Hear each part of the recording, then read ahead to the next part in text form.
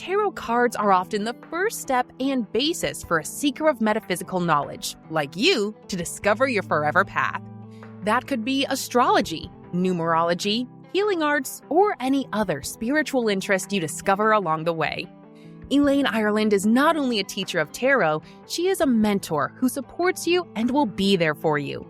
Visit www.ElaineIrelandTarotMaster.com now and discover how Elaine's mentoring, tarot card and psychic readings, tarot card classes, and more help you to grow into the true being you are meant to be. Welcome to Conversations with the Ancients, where you're about to discover a whole different world than the one that, up until now, you've believed you're familiar with. World-renowned metaphysicist, practicing psychic and tarot teacher Elaine Ireland invites you on a journey where you'll hear voices from the past, interviews with some of the greatest metaphysicians you've never heard of, because in their time, they needed to move with stealth. You'll also meet today's spirit mediums, healers, and others who will show you a side of the paranormal you've never seen before. Be sure you visit our website at conversationswiththeancients.com. While you're there, subscribe to us via your favorite network. Now, hear the words of metaphysicians who blazed the trail. You're not in jail, thanks to them.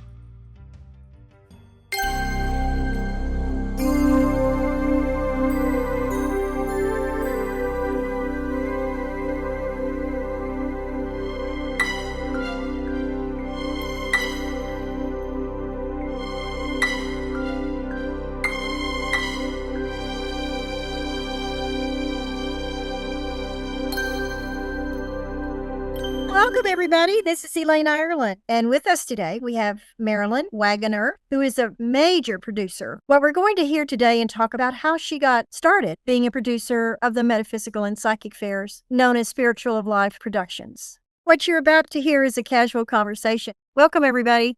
When I first started seeing you, it was Pat Cuny. That's right. It was Pat. I wonder if that was part of Appleseed. It was Appleseed. Okay, I'll have to check with Pat. Okay. And that was Appleseed. And then now Julie's fair didn't take off from Appleseed. It started independently. That's what I thought. Yeah. Hers and was... she started in Midland. Right. And when Appleseed folded, somebody talked her into coming to Texas, or to this part of Texas. And I think the last Appleseed we did was at the old Opry House down south. Remember that? Oh, my goodness, I'd forgotten about that. That was the old Appleseed. I need to talk. I'm going to interview Pat anyway. Yeah. Okay. And so we did that one. It's gone now, it's the Opry House. And then Julie started doing fairs, and I met Julie, I think, first out in Midland. And then she started doing fairs, and we went to San Angelo, and Midland, and we went to El Paso. We went to Albuquerque once. Remember going to Albuquerque? But those weren't your fairs. But no, that's a chain of but fairs. Julie's not here to give you that history. Neither is Luttrell. There was two guys that did El Paso. Now I can't remember their names.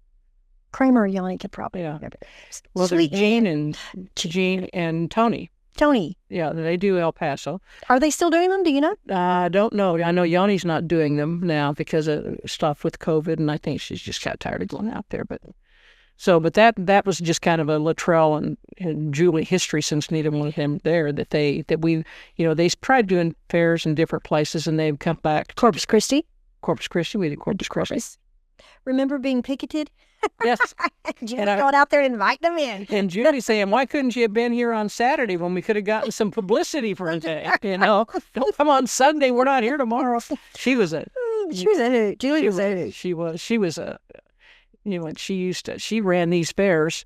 By God, I'm mild. People think I'm tough. She was a sufferer. Oh, I don't know. She was like, she said, this is not a democracy. It's a dictatorship, and I'm the chief dick. I remember that. She was like, oh my God. We will be putting pictures of Julie and everybody that I can find pictures of. Luttrell, I've got some of Luttrell. I don't have any pictures of Julie, but I have some of Luttrell. I have some nice ones, really, but they're all related to having a meal together, like she loved to do, and at the fairs. I don't have any from her home. I have some from Midland, but I have one that's where she's just got a big smile on her face. And I would like to have some of that. I don't have any. sweetheart, you're going to have probably 100 albums of. You won't have the albums, but they're in the process. As I have an hour, 2 or 3 a day, I'm scanning them in. All right. And remember how I used to keep different colors? This is why. The blue ones and the gray ones are all fair psychic stuff related, whether it was an organized fair or not. And it didn't matter whose fair it was. So, and they're in order, yearly order. You, Julia Chambers, and somebody else was wanting the psychic fair stuff. I can't remember who. But y'all will get those little thingies. Good. Flash drives. And then I have family pictures that I'll be doing all the way back to the 1800s. Wow. Oh, yeah. Yeah. And friends, anything that is of our friendship that might have included some of these folks, they'll be on that flash drive too, but in a different file, so that you will have. I don't know if I have any pictures of Rita Brown. Do you have any pictures of Inez? I do. Loved Inez and Roy. I have some. I have 2 or 3 of Roy in his tuxedo. Yeah. Can remember doing a fair in San Antonio with Texas Parapsychology Association under Colonel Sanders. Sanders. Sorry about that. All of a sudden I've lost his... Tony will get a kick out of that. Under the Colonel's watch, because he headed up Texas Parapsychology Association. And we would be there for 2 days, and there'd be a line around the swimming pool. Yep. And yet, so when we had that busted affair, I was shocked. Yeah, I think Julie was too. Yeah. That was her fair, and she was not happy. But so we went through Julie, and Julie did fairs for, I don't know how many years she did fairs. 6, 7? Probably. And then there was Latrell. Yeah. Latrell and Jimmy. I have good pictures of them. Yeah, and I don't have the dates. I think I started in 2011, which means I've been at it now for 10 years. Can you imagine? Where has the time gone? I don't know. In those 10 years, what do you remember off the top of your head that is different now? It's different now? Than the first fair you threw? Oh my God, I'm a lot more relaxed. Well, you're a perfectionist, so I can understand why you would. It was... There were the first fair that I did after Latrell, there were a lot of people that I didn't know. A lot of people that I didn't know. And frankly, a lot of people I didn't really want to get home. There was a different feeling about the fair. It was really production driven.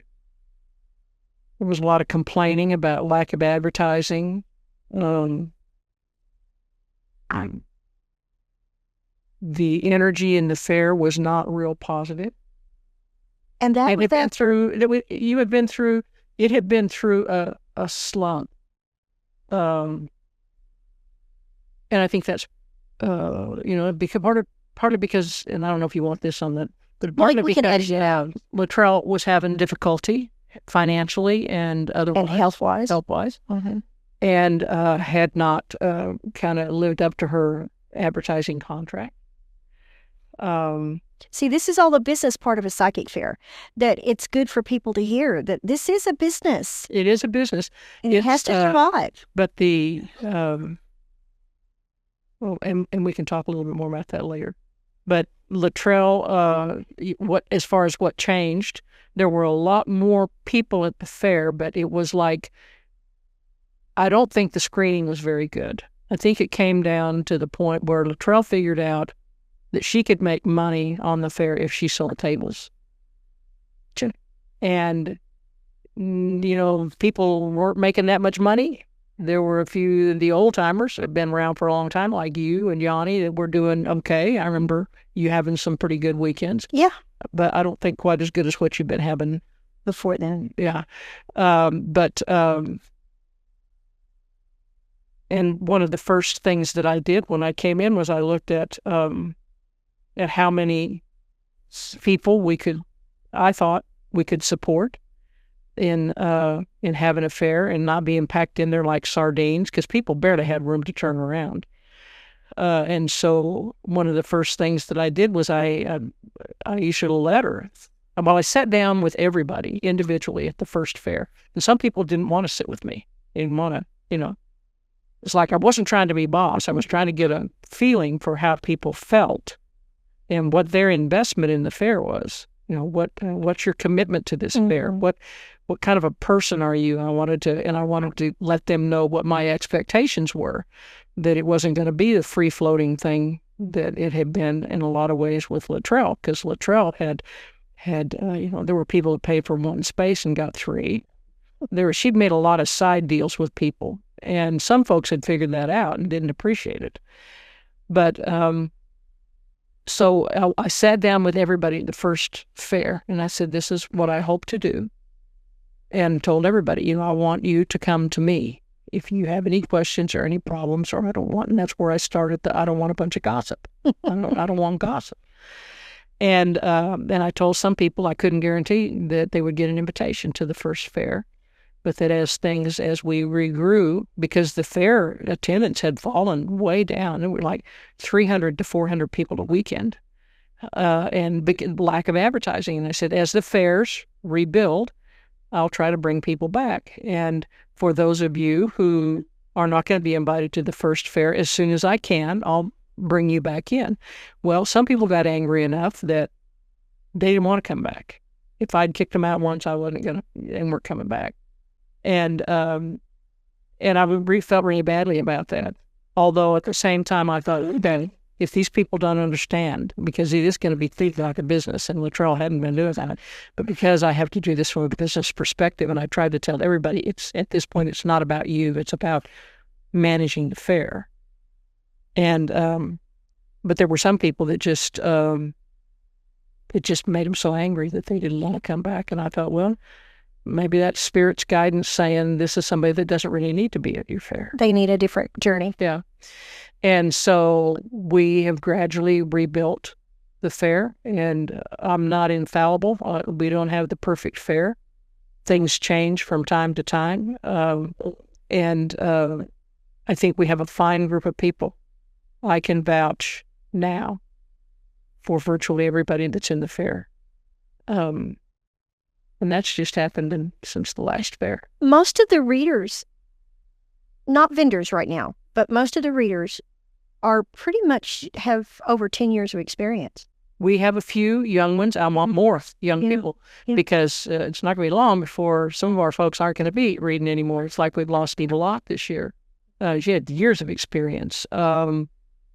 Kate Braun has decided she's not going to do fairs anymore. She's retiring. So we need to bring up the younger generation. This fair is a very, very popular fair. I have a wait list of over 300 people. And I'm going to give you some more names. And I need to call through them and say, are you still interested? Because when I send out email messages I was trying to find somebody for a table this time, Tracy couldn't do it, and Rachel couldn't do it, and a whole bunch of people, Jamaica Dodd couldn't do it.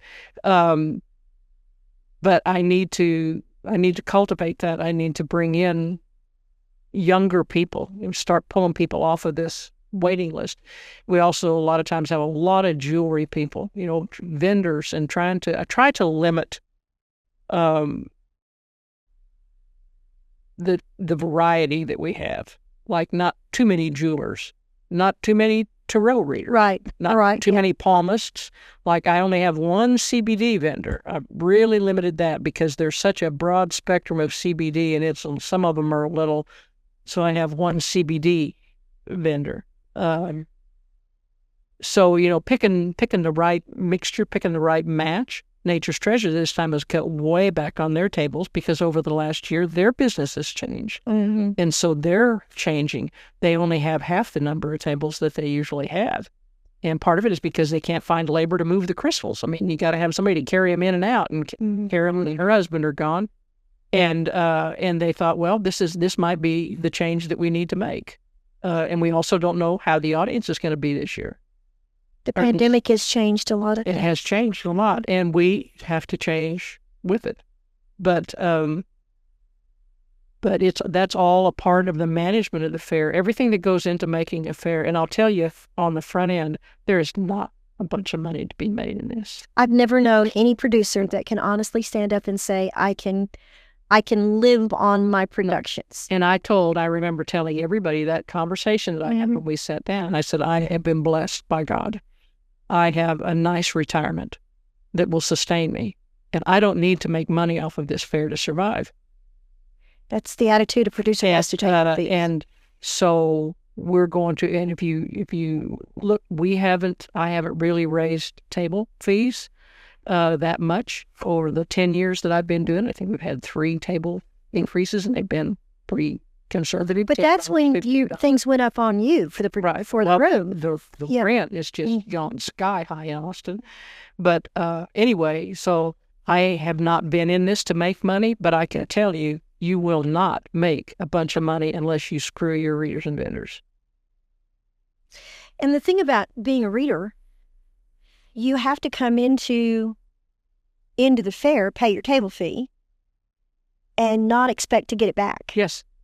And I tell people it works on both sides. It's the same thing with the vendors. Now, what I have done for some new people starting out that didn't know if they could make it or didn't have the money, I've said, okay, to get you started, I will charge you half. Okay?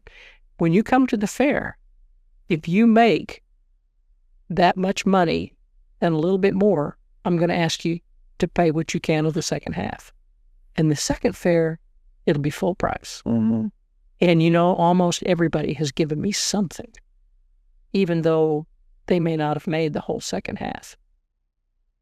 But, you got to know who you can help. It's like, I never bug you about paying table fee in advance, because, you've got to know, but I can't do it for everybody. I can't do that for everybody because I have to pay rent, and it has to be done. Like, I already have almost $3,000 invested in upcoming fairs that I won't see until people start paying for those fairs. See, and that's another thing for the public to know too. When you try to guarantee a schedule at the same place, hopefully all year long, the producer has to at least put down payment. Yeah. At least a down payment, if not pay in full. So that's another side of the business. Right. For the last 18 months, I have been out of pocket almost $9,000, almost $10,000 out of my pocket that I had no chance of recovering until we started doing fairs again. Mm-hmm. So whether I wanted to do fairs again or not, I needed to do a fair just to recover my investment. And I will continue on. As far as I know, I'll be doing fairs 10 years from now. I still love it, and I don't have any plans to quit. I think the public needs to know in your case, too, that you did not come into the production of fairs because you were a vendor or practitioner. Right. You were a fringe, interested, respect of the lifestyle of metaphysics. Yeah, I didn't. I'm not a psychic. Public, I argue with that, but that's okay. But I'm an engineering type. Mm-hmm. With a biology, chemistry background. So, this is like going from hard science to spiritual, and it's possible. It is absolutely possible. They're not mutually exclusive, believe me. And because of my friendship with you, and I got to know the community that does the fairs. And I was good friends with Luttrell, again, thanks to you, because of your friendship with Luttrell. And when Luttrell started having difficulty, I had just retired, and she turned to me and asked me if I would take the fairs. What's interesting, too, about Luttrell was she was not a reader or a vendor either. No, she was a Julie, consumer. She was a consumer. And Julie was a vendor. She'd had some metaphysical experiences, which are private to her. We don't have the right to speak, but that's how she got involved. So it's interesting that another thing is all the fairs have been handed down to women. Yes. And it seems like more women have been producers like Pat Cuny. And there are some guys out there, but Appleseed was all women. Mm-hmm. I can't remember how many, 4 women. I can't remember. But I think it's interesting that the last 3 have been, she was a bookkeeper. Mm-hmm. Julie was not an engineer. She was a data person. Mm-hmm. She worked for the telephone company. Yeah. Yeah. So, yeah, but having said that, I don't see any way that you could do the job of a producer without having your heart and soul and your belief system in the spiritual world. I don't either. It is not simply a matter of marketing. It's a matter of believing. It's a matter of finding people, the right people, and that takes intuition. And I guess from that perspective, maybe I have some talents. See, I told you I'd argue about that. But I can't see someone that could just walk in off the street that has a background in, selling shoes at Dillard's and to come into, nothing against people selling shoes at Dillard's. But I mean, I can't see somebody coming in from a absolutely non-spiritual background with no background at all, and jumping in and being successful right off the bat. You have to learn to love it. You have to come to love it. I believe in it. Trust it. You have to believe in your readers and your vendors. You have to believe, because I believe that our readers are telling the public the truth that they know. This is not a scam. It's not a sham. It's not this is real. And I believe it. I know our readers believe it. And I don't know how you could do this job without believing it. And our vendors believe in their products and what their products do. And if I find myself, and I've had a couple of vendors and a couple of readers that once they've done a show or two, I've decided have not been a good fit for one reason or another. One product that I thought doesn't feel quite right. A reader or two that didn't interact well with the public. Or play well with others. So, there's all that. There's all of that goes into managing a fair. And then there's the very practical part about it, like you mentioned, the bookkeeping part, the investment part. I can tell you that over the last 10 years, 7 of them, this fair had been a write-off of my own personal retirement income. It's been a loss. And the years that I've made some money, it hasn't been much. And it was probably put right back in the fair. Right. And it's not just an on-paper exercise. It's honest-to-God numbers. I take my paperwork to a CPA. I don't take a bunch of deductions that don't exist. You can't do that. You hear about these Donald Trumps and everybody else that do that. You got to have that much money to do that. But, I'm counting like mileage on my car to come to the fairs and back, it's stuff like that. And I don't. It doesn't. And when you look at my bank account, you can see that it's not prospering because of the fairs. But I love this. I love doing this. I love the people. I like the energy. I believe in what we're doing, and I believe strongly in anything. We need people of like minds at this time in our universe.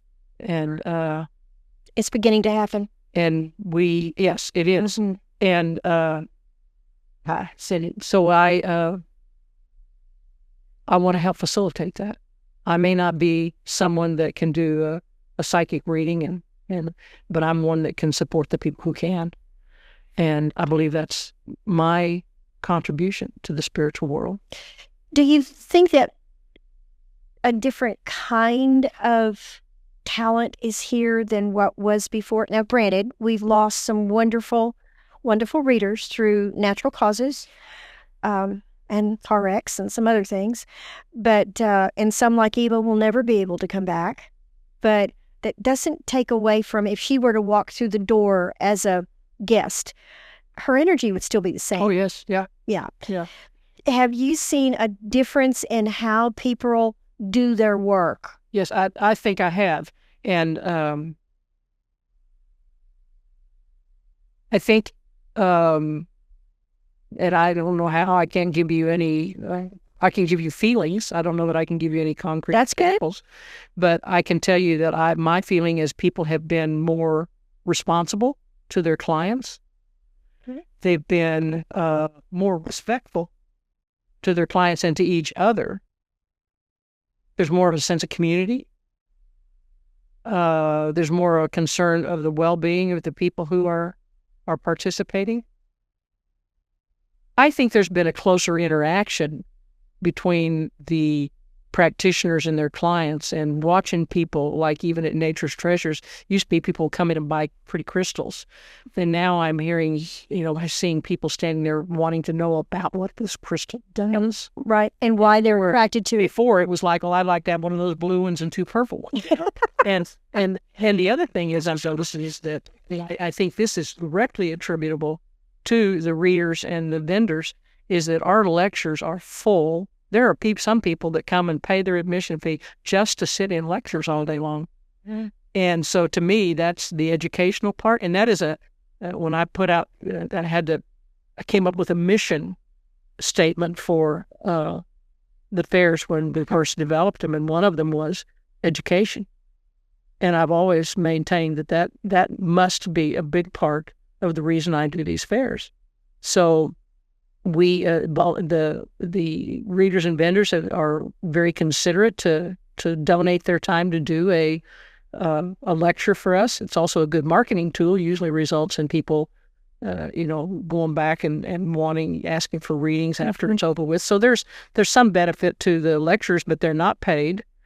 The lecturers are not paid. They do it on a volunteer basis. And the only people that can lecture at our fairs are people that have a booth.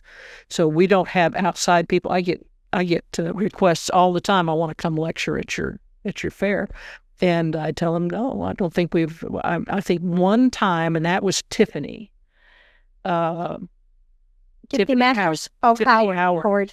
That came and did a lecture that didn't have a table because she was going out of town, but she had a new book, and Tiffany had done our fair before on a regular basis. So I think one time in all these 10 years, we've had somebody do a lecture that didn't have a table at the fair, because this is our purview here. This is our, that has to be. And there have been a couple times when I've had to scrounge around and beg for somebody to do a lecture. But I haven't done one in years. It's probably time for me to do. But it's and I know if I came out and I said, Elaine, I really need a lecture, that you come up with something. But this time even instead of using this small room, we're taking the big room across the hall. I'm hoping that a lot of people come out and want to listen to lectures, and so we get that social distancing thing. I went ahead on Facebook and posted the lecture schedule. And had several people call and respond. Yep. Saying thank you. They wanted that in advance so they'd know what day. It's on the Facebook page. I think Julia, JT had on your tape. JT had a cancer follow-up down in Houston this week, so they couldn't be here. And Julia has been doing several interviews for jobs and stuff, so she didn't get it put up on the website quite as quickly and I didn't get to her quite as quickly because of the things going on in my life. Well, but so I appreciate you sending it out, but we do try to get it up there. But lectures are a big part of the fairs, and to me, that's one of the first things I do is make sure it's on the application form. Would you like to do a lecture? Because to me, that's imperative. It's not just a place to come and have fun. And like I said, there are people that come here and spend most, if not all, of their time in the lectures. And one of the things that I see from the outside looking in is that yes, we have the new readers, but we get to see them watch and grow. Mm-hmm. And it's rewarding to me to say, oh, that one's going to stick around for a while. Yep. We did that with Elka. The very first fair she was here, I told you, she's a keeper. Yep. She's a keeper. Yep. And I think Julie was, I don't remember whether she was with Julie or there have been several. And I always feel a little bit flattered when people are so grateful to get to participate in our big fair. I mean, they really are. It's kind of like a badge of achievement or something. It is. People want to get here. They do. And there's also that segment of the population that thinks that people are cherry-picked, and some people are, discriminated against, and because of the type of work that they do or whatever, and that's not the case. I do try to pick a variety, and there do seem to be an inordinate number of tarot card readers out there. Because it's a doorway. Yeah. And, but I've watched several people, Mia Lowry, one in particular, Mia? Yes. tall blonde. She does Akashic Records, and she started out with just, and then you take somebody that's a seasoned reader like Julie Reeves, and the first time I asked her to do a lecture, I thought she was going to just have a hemorrhage, and she called me 4 or 5 times before the fair, confirming, can I do this, and should I say that, and all this stuff, and what am I going to have to, and she was scared to death. And I said, well, I'll come sit in on your lecture, and I'll get up and tap dance or something if things go wrong. And she started giving a lecture, and she loves lecturing now. And she said that was because I think that we need to grow into other things besides being the excellent reader that you are. There are other talents that you need to develop. It's like Mia's going to do a lecture this time. Nancy Sharp, that does the ear candling. I said, how about if you do a lecture? How can you do a lecture on ear candling? I said, you do a demonstration on ear candling and you tell people about it. So I'm her guinea pig. Every lecture that she does, I get one ear candle. And I have to go do it. But, so to me, it's like part of my job too is growth. And in my seating chart, a lot of times I switch things around and put people in different places just so that they have the opportunity to sit by some of the more seasoned readers. Now, your little corner back there is pretty well set, and so is Joe's. But I do try to... We anchor those corners. Yeah, you do. But I do try to put people in areas where they can... and I'm going to try to do more of that during these, the coming fairs, is trying to, even using that second room now, mixing that room up a little bit over there, the second room, putting a group of people in there, because they do kind of bond when they're... Oh, absolutely. So, one of the things we haven't talked about, and we'll talk about it more, is the groups that have traveled together to the other fairs, because different parts of the country have fairs that don't come here. Right.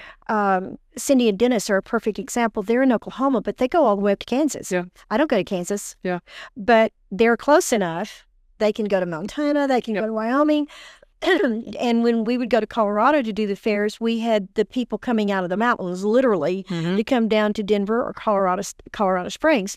But those folks wouldn't come all the way to Texas. Yeah. So as traveling readers and vendors at some of the larger and smaller fairs, we got to meet like-minded people taking different journeys. Right. And as a reader, I never vended, but as a reader, those are treasure Well, weekends. you did. You had dresses. You did. Yeah, but that wasn't my first thing for reading. I didn't do that for a long time. Yeah. But then Luttrell liked to take over the dresses, and that was fine. But my first time I was ever in Denver or Colorado Springs, it was as a reader for Shante. Yeah. And the way he survived, I don't know if he ever made any money or not. I can't say that. But readers didn't. We were only allowed, everybody had to charge $10 for 10 minutes. Yep. That was it. And if you didn't have a following, you didn't make it. You didn't make squat. It was a pretty good booth fee, if I remember right. It was cheap. Oh, was it cheap? I thought it was. Oh, no. It wasn't. Yeah, I was thinking it was like $300. Yes. Back in those days was a whole lot of money. But that was Friday night, Saturday and Sunday. And we were at long hours. So, yeah. I've actually thought about doing that with this fair. Friday night and Saturday and Sunday. Other producers have tried that, and people have to get, I can go after work. Yeah. And started at like 4. Maybe stay open until 9 or 10. I'm getting old enough now that we all did. And I love this, but I'm probably getting set in my ways. I probably am. Probably rather than expand this fair, I would try doing another fair. And I've thought about some other venues that we could do, some that are not being done anymore, some that we've never done before. Maybe it's time for me to do, or you to take over the newbie fair. The newbie fair? The newbie. They're a newbie. They're not professionals yet. Oh. They when I did 2, and they were busy. I charged $1 to get in. Only had 12 readers and 3 vendors, crowded them together. It was a training method to learn how to play together and work together. and really a teaching mode for the people that were reading so they could learn how to not hear what was going on. Well, around that's them. almost kind of what Nature's Treasures is. Yeah, but it's not the same. But no, but it's, and that over there is mixed a lot. It's mixed. it's mixed. Mhm. The, I know Ricardo, I think, tries to do a newbie fair. I had fun with it because everybody that was in there was a graduate of somebody's class. So I got direct references, and I would ask them, have you ever accepted money? And if they had ever accepted money, then they weren't a newbie anymore. No, the rules were hard. Yeah. All the tabletops were black. Everybody wore black and white. Tables were very simple. And I gave everybody a fish bowl that I got at the dollar store, the equivalent of the dollar store, for tips. And I said, put your $1, your $5, your $10, and a $20 in there, just as an example, because they couldn't charge. They only got tips. That was it. And $1 to get in. And we had a blast. And the public loved it. And everybody knew. It was advertised. It was on the table. I am not a professional. We are practicing. And we got feedback that was, yeah, they're going to do really well. Or a little bit more, but it was really the two that I did, I really enjoyed. And I think I remember when the participants enjoyed them. I think I remember when you. Something else to think about. Yeah. Well, we'll see. I'm going to lose my happy home if I start too much more stuff. Bless your heart. I'm on the board of directors of the church now, which is another interesting mix Bring that in. between my own spiritual growth and my spiritual life productions and the discussions I've had with my pastor about it. Because I have I see absolutely, you probably need to go, I see absolutely no conflict between my Christianity and my Spirituality. Right. And yet I've run into some of that in my career that we won't get into right now. But a lot of that is, like you said, education. Mm-hmm. It's education. You're not. What the public sees. But as far as the fairs progressing, I know that the fairs have grown with each different producer. Mm-hmm. And that's why I wanted you to talk more about what you saw from where we were both as readers, vendors, and the producer. We don't have time, but we will get back to that. I see more of a maturity these days now, and I don't think it's just because the people are getting older. I think they're growing in a different way spiritually. I do too. And I think I get the idea that some people were real serious or even real serious with their clients. When people sit down now in front of a reader at this fair, they're going to get a professional reading before sometime. When Rita Brown did the Aquafest so many years ago, and we'll put this on in here sooner or later, she was a very professional, fabulous psychic and reader. And even at the Aquafest, she wanted the people that she invited to do the readings, there were only 10 of us. She wanted the public to know we were real. And we went from her house, reading in her living room, to the Aquafest because she read for one of the captains or somebody. And the lady said, y'all would be really different. And they literally would follow us to the car. Literally. And Rita kept it. You remind me a lot of Rita with your attitude and how you insist on people behaving. And we did that for like 5 years, and then the Aquafest stopped. Yeah. And Rita moved to California. Everybody responds real well. I think all you have to do really is set the expectation. Unfortunately, we have to wrap it up. But before we do, goodbye for now. And share a smile with somebody. Thank you for tuning into the Conversations with the Ancients, where we take you on a journey where you'll hear voices of metaphysicians from the past, as well as today's spirit mediums, healers, and others who show you a side of the paranormal you've never seen before. Remember to visit our website at conversationswiththeancients.com and enjoy even more great episodes like this one. Again, while you're here, subscribe to us via your favorite network. We look forward to seeing you next time on Conversations with the Ancients.